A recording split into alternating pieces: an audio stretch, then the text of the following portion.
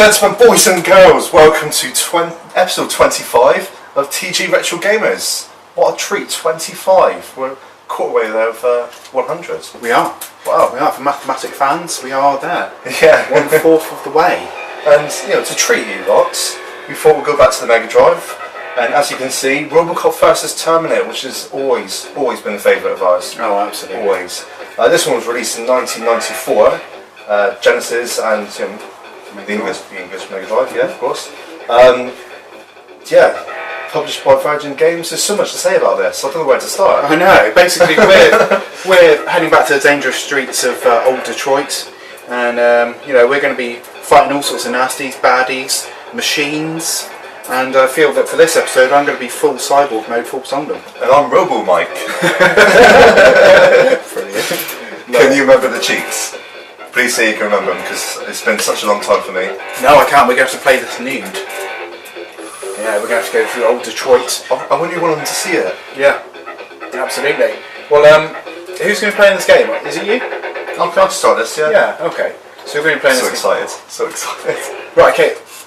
There was a deluge of 16-bit Robocop and Terminator games. Now, during the early 90s, there was a bit of a sort of a renaissance of Robocop and Terminator, wasn't there? You had films, action figures, all sorts of different paraphernalia that came out, and the games were no exception to this. So you had Robocop 1 and 2, which were on the old personal computers, Robocop 3, which was the Amiga and Megadrive, Super Nintendo as well, and Terminator games, The Terminator, which came out far later than the original movie. Oh yeah, definitely. T2, Terminator 2, the arcade game, and then we came up to Robocop Vs The Terminator. Which is based on the comic book, which I loved. I loved the comic books. 4 comics? No, it was more than that, I believe. I thought it was 4. I thought it was only a mini-series they did of it. Like, it was a mini-series, yeah. Yeah, like they did loads of I verses. swear it was more. Did loads of verses. Enjoying that? Yeah. Get a bit of disco tunes going? Yeah, basically you can literally just go into sound checks and it plays all the music. Yeah. Some good tracks now. I believe that it was Tommy Tallarico that did the music for this game. Tommy Tallarico Studios. Extremely famous for various 16-bit games and also moving through the PS1 era as well. Yeah. Got themselves a little neat logo, Tommy Tallarico Studios. It's a bit upbeat, isn't it? Yeah. High tempo. And then you go to what were the sounds that the guns make. And footsteps. Ed 209, of course. Someone suggests it's a video game in itself. Excellent. Are you going to get into the game then? I'm enjoying this now. This isn't the game. So I'm satisfied about that. Sounds very much like Cannon Fodder, sound effects of Cannon Fodder.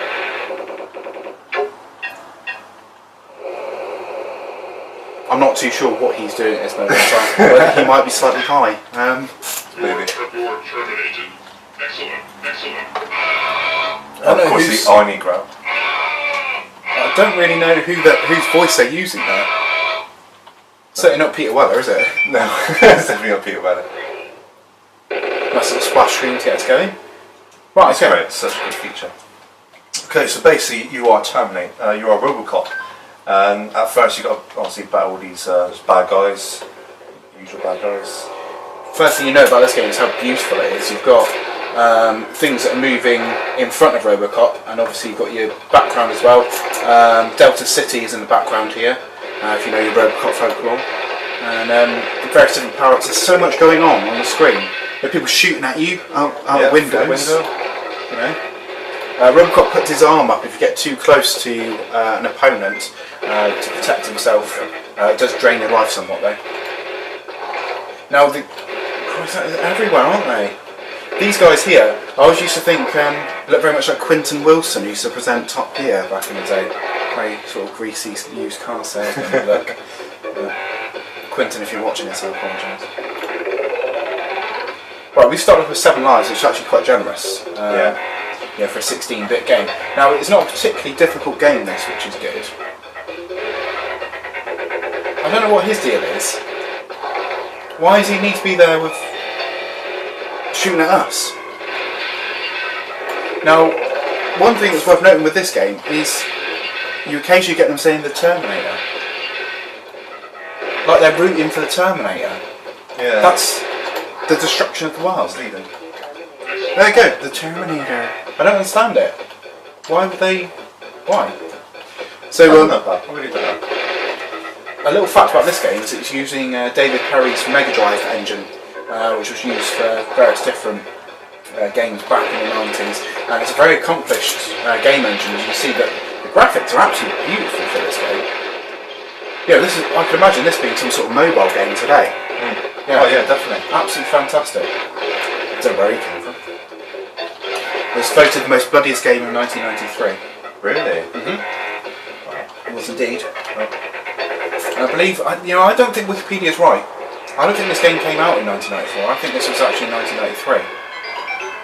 I honestly think it was 1993. I thought that was the platform before this one. What, Master System? Yeah. Yeah, well, they've got a Master System version. This is 93, and also the Game Gear version, I think, 93. But I'm pretty sure, because they're saying that the Super Nintendo release in Europe came out in 1995. That's not right. That's not right. There's a large array of guns on this game. This one's pretty cool.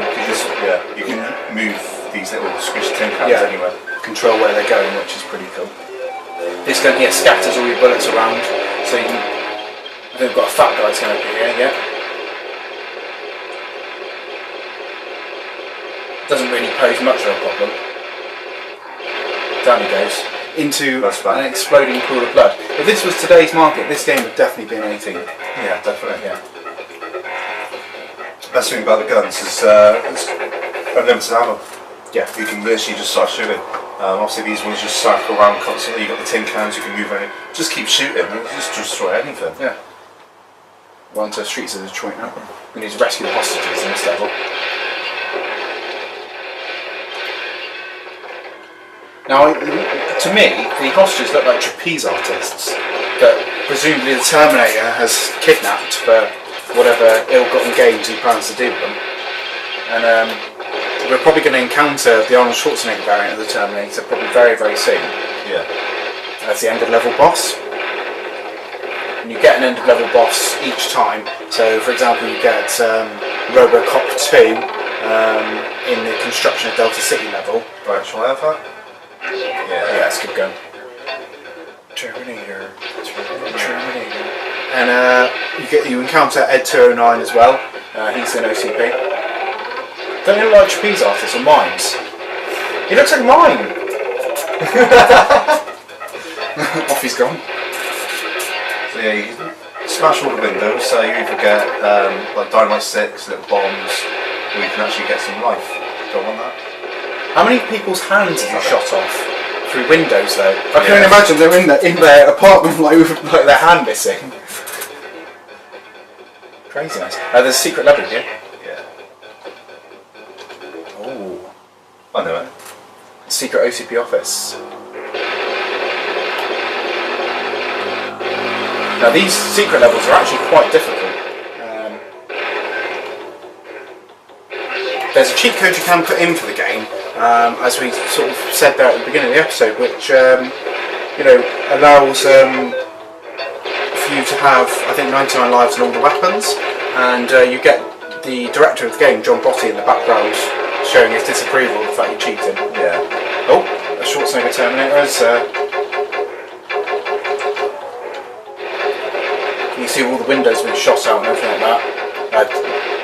That was Shredder's helmet that just went past. Oh, there we go, sir. Now you lose the weapon you were currently holding when you lose a life and go back to Robocop's also 9 pistol. Yeah.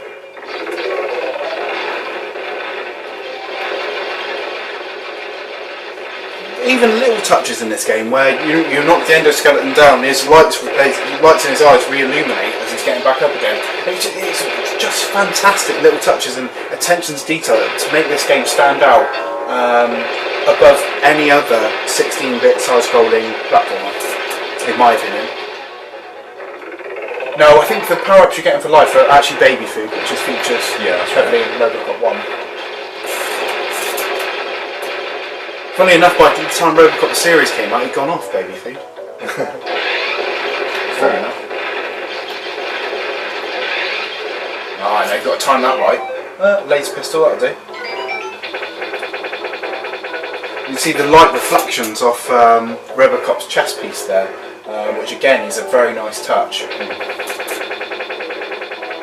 It's the sort of details that you are not synonymous with 16-bit software at all. So that's fun. Back into the streets of Megadrive. Let's go. Someone really running into you here, isn't there? Now you don't lose any health by taking a bit of a fall. Robocop's a man, he is a man. He can handle it. Oh. Well. A lot of damage you're doing to the city, I find. Right, your life gets refilled when you find hostages. Now it's not essential, you don't have to find all the hostages in a level, but you know, protect the innocent, uphold the law, serve public trust. One thing that's notable is you don't encounter the T-1000 in this game, which you would expect considering Terminator 2 came out a year or two before this. Well, I think they're basing it on the first Terminator. Right, yeah.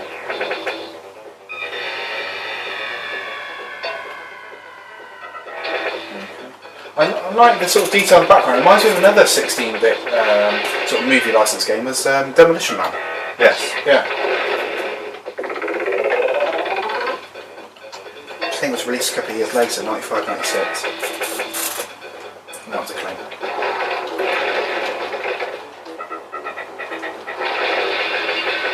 Right, you're in the doldrums of Detroit here now.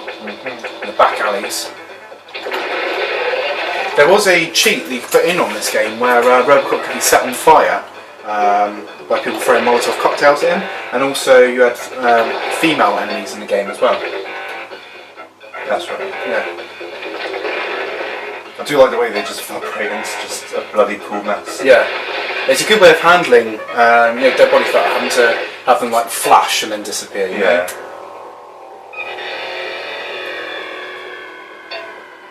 Forget how much I just love this game. It's good, isn't it? And the levels are actually really lengthy and there's a lot going on. Yeah. I think it sold good numbers, this game. Well, yeah. Yeah, I think it did really well. I think most of the people that I knew that had a Mega Drive when I was younger, I think had this game.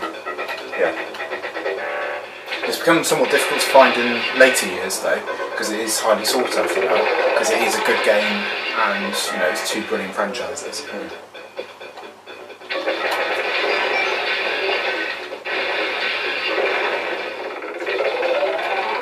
And shooting up his window. I like the fact the curtain twitches and everything like that. That is really top draw animation. Now, like the Sonic games on the Mega Drive, where if you leave Sonic idle for a little bit and he starts tapping his foot, what Robocop does, he actually spins his pistol round and then puts it back in his holster and then takes it back out again and spins it, and yeah, which is pretty cool.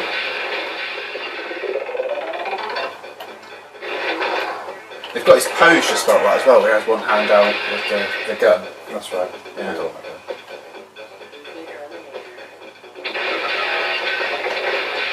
There's a lot of hostages, all wearing the same outfits. Why are they all outside? Why are they not in with this guy? I'm always asking questions, Michael. You've got to question the system. Not actually physically question your Mega Drive and be like, well, why is this the case? Yeah. Because he ain't going to tell you. It's not interested in stupid questions. That's right. I feel you're getting very close to the Terminator. Oh, yeah. That's what I'm keep this going, yeah. There he is, waltzing in.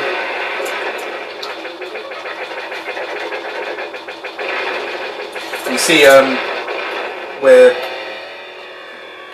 eventually wearing the Terminator's skin away. We'll turn into an endoskeleton very shortly. That's right. Which is there. Again, I thought that was an absolutely brilliant touch. I can only think that this probably really promoted the sale of Robocop Terminator toys back in the day. Yeah. And especially the Bioflash Regenerator by Kenner. We had one of those, didn't we, Michael? We did. Good. I'm up to 11 lives now. It's pretty good going. Delta City under construction. Kind of hogging on this. Do you wanna? I'll have a little go. Go on. You see me like having a little glance down. And I'll just... It's one of my all-time favourite games. Probably my most favourite game on the Megadrive. This one. Completing it is a task and a half, isn't it? It is, yeah.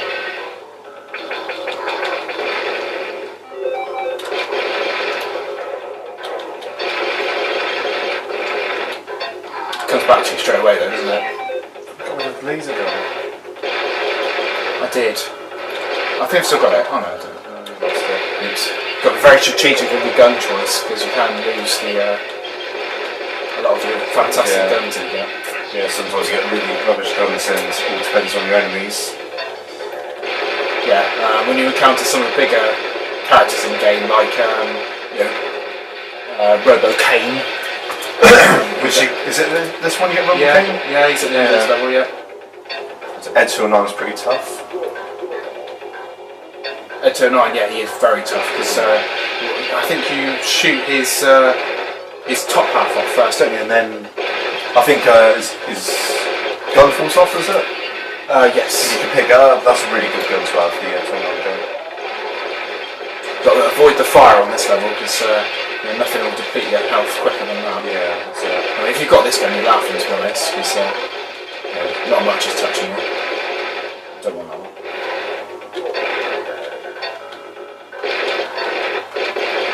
So we saw life then. Is he going to get it? Yeah, he is. Indeed. I don't think there's 13 now. Yeah. I don't think there's any secret levels on this particular.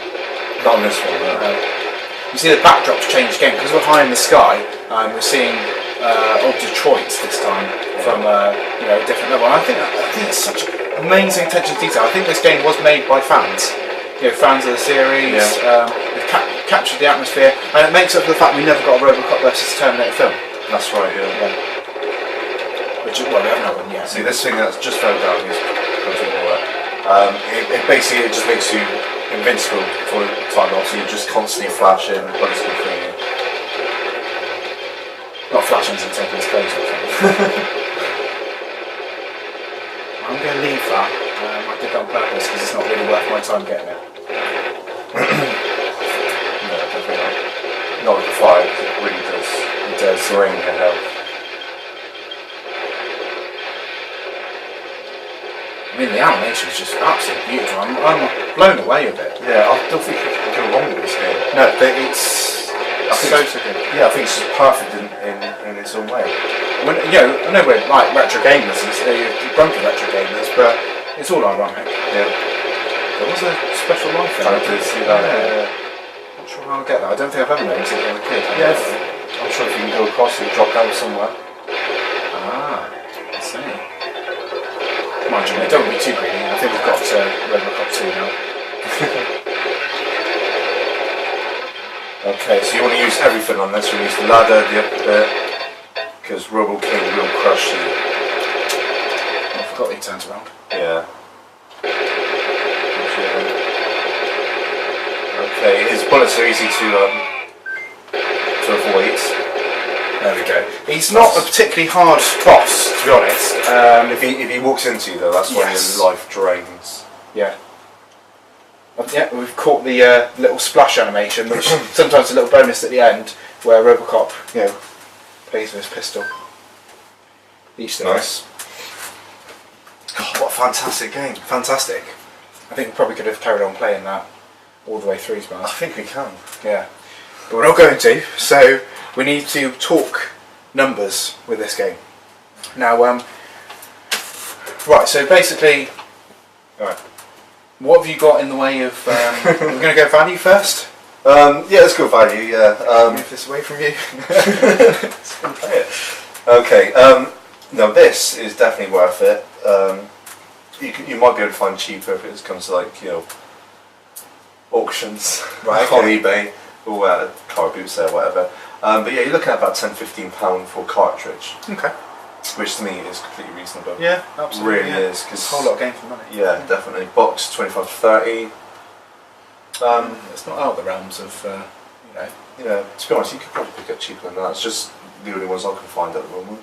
Yeah, perhaps the market's quite strong for them at this moment in time. Yeah. Time of filming. Yeah, that's it. But oh god, it's such a good game. It is, which takes us through to reviews. Where are we? We're doing reviews right now? We're doing the reviews. Okay. Well, let's go for gameplay. Okay. I know exactly what I'm going to do with this. Gameplay? 10. 10? 10. I'm a 10 as well. Yeah, okay. Graphics? 10. 10. Definitely. I mean, you know, even in the dark bits, you still got some like lights and everything. It's just such a good balance in this game. Yeah. I mean, right now I'm going. I mean, it's sort of daylight. Just walk over here. Yeah. I mean, you always got the backdrop, which isn't the best graphics you can find, but Does the job. it does the job. Yeah. It really does. Loads of different areas you can go to on this game, which is it's astounding. It's always got to be a 10. Sound? 10. It's 10. The music's brilliant. Yeah. Sound Controls. effects. Terminator. I mean, controls. I mean, it's just a Megadrive game, so the controls are pretty easy. Oh, it's tight. It's tight. 10. Yeah, you really can. Well, we know what this is. It's our second 10 rated game. Yeah. The two Grumpy Retro Gamers. First being Res, which I think is episode 21. This is the first time we've got 10 on every thing. No, I think Res scored 10. On everything. Yeah, pretty sure of it. Definitely the music. That's for Yeah, sure. yeah. Perfect 10. So there we go. A 10 scoring game 10, by mate. both of us. 10. Yeah. 10. Love it. Right. Shout-outs. Do you feel the need to do some shout-outs? Yeah. I've got one or two. Want to hear mine first? Yeah, sure. Right. So we've got John Robson. You got to do it first every time, though. Just to prove Yeah. you just prove your point. You know, you've got Christian Pease as well. You've got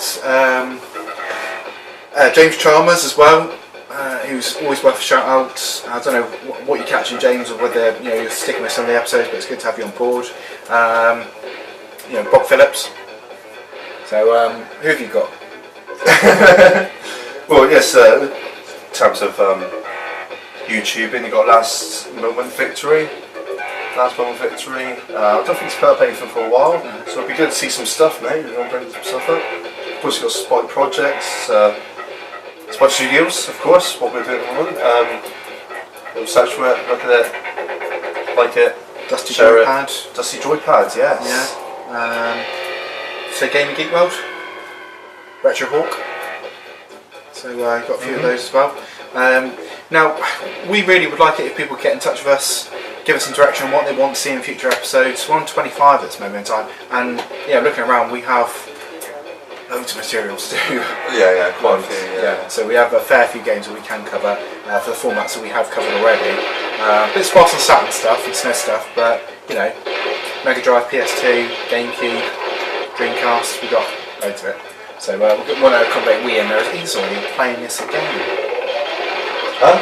Playing it again. Find us on YouTube, watch our previous videos. Also find us on Facebook, Not Being Funny Productions, MIC Films. Find us there. We've got a personal account as well, which is MIC Films, Michael Forbes. You can friend request us, talk to us. And that pretty much sums up this episode, because this one's going to carry on playing it. And we'll see you next game. Oh, right, yeah. What have you done so far? We're done. We're done, okay. Right, see you next game.